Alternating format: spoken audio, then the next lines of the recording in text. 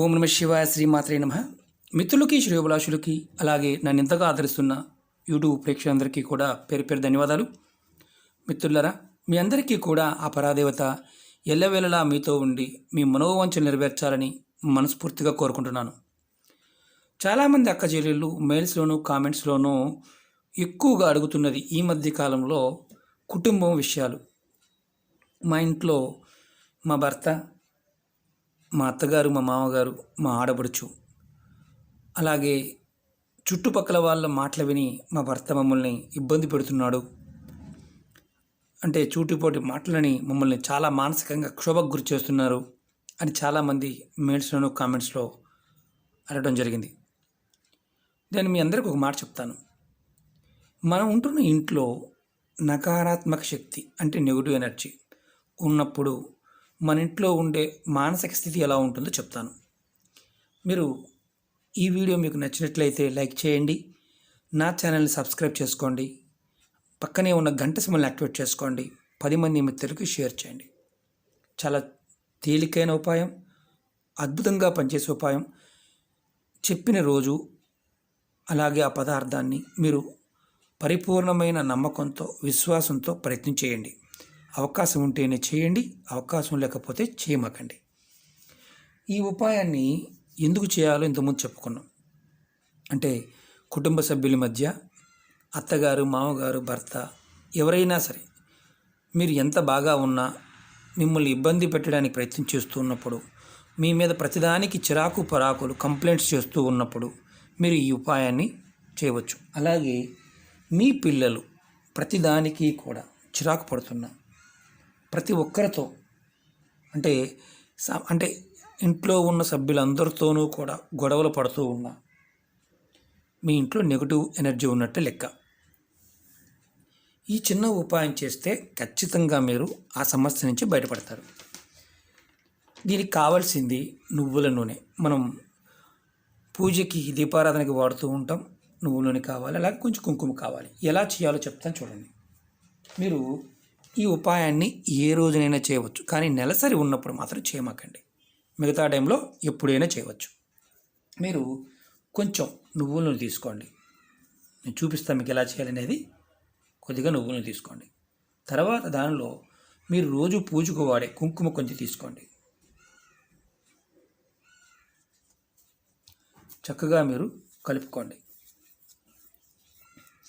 చాలామందికి నువ్వులంటే భయం, ఏదో ప్రమాదం వచ్చేస్తుంది, దాన్ని వాడకూడదు, నిషిద్ధ పదార్థం అని టైప్లో భావిస్తూ ఉంటారు. ప్రతి పదార్థానికి మన అవసరాన్ని బట్టి వాడుకోవడం తప్పులేదు. అనవసరంగా వాడితేనే ఏదైనా ఇబ్బంది అవుతుంది. ఇలా కలుపుకోండి. కలుపుకున్న తర్వాత మీరు మీ ఇంటి గుమ్మం పైన మెయిన్ తలుపు ఉంటుంది కదా, మెయిన్ తలుపు, గేటు కాదు, బయట గేటు కాదు, బౌండరీకి ఉండే గేటు కాదు, మీ ఇంటి మెయిన్ దర్వాజా, దాని మీద మీరు ఓం అని రాయండి. నేను చూపిస్తాను.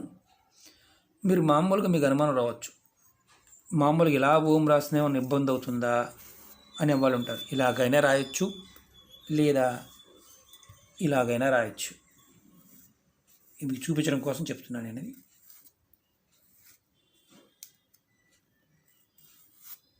ఇలా కూడా రాయవచ్చు. తెలుగులోనే రాయండి, హిందీలోనే రాయండి, ఇలా ఓంకారం గుర్తైనా వేయండి. ఇలా మీరు ప్రతి వారంలో ఒక్కసారి లేదా ప్రతిరోజు, అంటే మీకు వీలైతే ప్రతిరోజు చేయవచ్చు. ఓం అనేది ప్రతిరోజు రాయవచ్చు. ఇలా కుంకుమ, నువ్వుల నూనె కలుపుకొని ప్రతిరోజు రాయవచ్చు. మీకు వీలుగాని పక్షంలో వారంలో ఒక్కసారన్నా ఈ ప్రయత్నం చేయండి. మీ ఇంట్లో ఉన్న నకారాత్మక శక్తి, నెగిటివ్ ఎనర్జీ వెళ్ళిపోతుంది. అలాగే మీ పిల్లలు మీ మాట వింటారు, మీ భర్త మీతో ప్రేమగా ఉంటారు, మీ అత్తమామలు కూడా మీతో ప్రేమగా ఉంటారు. ఇది ఒకవేళ కోడలే మంచిగా లేదనుకోండి, అప్పుడు చేయొచ్చా అంటే అత్తగారు చేయవచ్చు, మగవారు చేయవచ్చు అని అడుగుతారు. మగవారు కూడా చేయవచ్చు. ఈ ఉపాయాన్ని ఎవరైనా చేయవచ్చు. ఇది నువ్వుల నూనెతో కలుపుకొని ప్రతిరోజు కూడా, అంటే ఆ రోజు కలుపుకొని ఈ ఉపాయాన్ని చేయాలి. ఇలా చేయటం వల్ల ఏమవుతుందంటే మీ ఇంట్లో ఉన్న నెగిటివ్ ఎనర్జీ తగ్గుతుంది. అలాగే మీ ఇంట్లో ఏదైనా పూర్వపు వాస్తు దోషాలు ఉంటే స్థలంలో కానీ, అంటే భూమి లోపల ఉన్న సమస్యల వల్ల అంతకుముందు సరిగా మేము పట్టించుకోలేదండి, ఇల్లు కట్టేశారు, కట్టేసి ఇంట్లోకి వచ్చాము చాలామంది చెప్తూ ఉంటారు. అద్దె ఇంట్లో ఉన్నవారు కూడా చేయవచ్చు.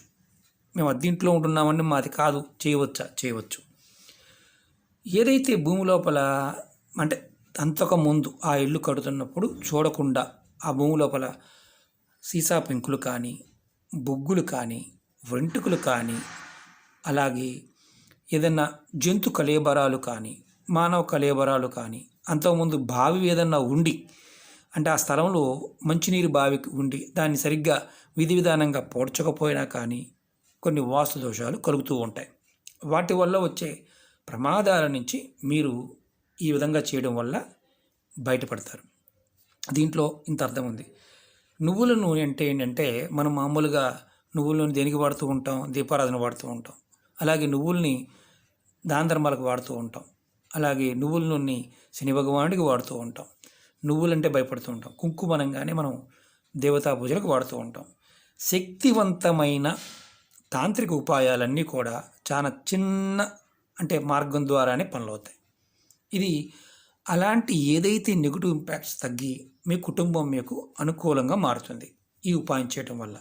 అలాగే ఈ ఉపాయాన్ని నెలసరి ఉన్నప్పుడు అంటే కుటుంబంలో 5 ఉన్నామండి, 5కి 3 నెలసరి టైం వచ్చిందనుకోండి, 3 రోజులు ఉందనుకోండి, మీకు ఆ సమయంలో చేయమాకండి. వేరే సమయంలో మీ 3 ఇంట్లో నెలసరి లేని సమయం ఏదన్నా ఉంటే చేయండి. ఒకవేళ 3కి ఆ 3, 5, 15 రోజులు పోతున్నాయండి, మిగతా 10 రోజులు మిగులుతున్నాయంటే ఆ టైంలోనే చేయండి. ఎటువంటి నష్టము ఉండదు. చాలామంది అడుగుతూ ఉంటారు. అలాగే ఉపాయాలని పూర్తిగా చోట ప్రయత్నం చేయండి. ఎందుకంటే చెప్పే విధానంలోనూ ఒక్కొక్కసారి రిపీట్ చేయడానికి కారణం ఏంటంటే అర్థం కాకపోతే 1కి 2 సార్లు చెప్పమని చాలామంది మిత్రులు అనటం జరిగింది. వారి కోసం చెప్తూ ఉంటాం. ఈ ఉపాయం చేస్తున్నప్పుడు మీ మనసులో బలంగా మీ మనసులో కోరుకోవాల్సింది ఏంటంటే ఏదైతే మీరు సమస్య ఎదుర్కొంటున్నారో కుటుంబ పరంగా కానీ ఆ వాస్తుపరంగా కానీ ఈ ఉపాయం చేస్తే దోషాలు తగ్గుతాయి. తగ్గడమే కాదు మీ మనసు పాజిటివ్గా కూడా ముందుకు వెళ్తుంది. ప్రయోగపూర్వకంగా ప్రయత్నపూర్వకంగా ఇలాంటివి చేస్తున్నప్పుడు మీరు ఖచ్చితంగా మీ మనసులో ఒక నమ్మకాన్ని ఉంచుకోవాలి. నమ్మకం లేదండి అవుతుందో కాదో అన్న సంశయంతో పొరపాటున ఏ ఉపాయాన్ని కూడా మీరు చేయవద్దు. నా వీడియోలో ఉన్న అనేక రకాల ఉపాయాల్లో కూడా మీరు ఏదైతే పదార్థం దొరుకుతుంది ఆ సమయం మీకు వీలవుతుందో అది మాత్రం చేయడానికి ప్రయత్నం చేయండి. అలా కాకుండా ఈ పదార్థం కాదు వేరే పదార్థంతో చేయవచ్చు. అసలు మీకు ఒకటే గుర్తుంచుకోండి, ఈ తాంత్రిక ఉపాయాల్లో సబ్స్టిట్యూట్ పదార్థాలతో ఏది చేయడానికి అవకాశం ఉండదు. ఇది గుర్తుపెట్టుకోవాలి. చెప్పిన పదార్థం మాత్రమే పనిచేస్తుంది. ఒకవేళ మీరు చెప్పిన పదార్థం కాదండి మాకు వేరే పదార్థంతో కూడా పని అయింది అని పెట్టేవాళ్ళు కూడా ఉంటారు. దానికి మీకు అర్థం చేసుకోవచ్చుగా. ఎందుకంటే మనం ఈ ఉపాయాలు తంత్ర గ్రంథాల నుంచి, లాల్ కితాబ్ నుంచి చాలా గ్రంథాలు ఉన్నాయి. అన్ని భాషల్లో ఎన్నో గ్రంథాలు ఉన్నాయి. వాటిల్లో ఉన్న మన పురాణాల్లో కూడా చాలా చిన్న చిన్న ఉపాయాలు ఉన్నాయి. వీటన్నిటిని తీసుకొని మీకు చేయడం జరుగుతుంది. ఓకే మిత్రులారా, ప్రయోగపూర్వకంగా చేసి ఫలితాన్ని పొందండి. అద్భుతమైన ఫలితం మీకు లభిస్తుంది. ఓం నమః శివాయ. శ్రీమాత్రే నమః.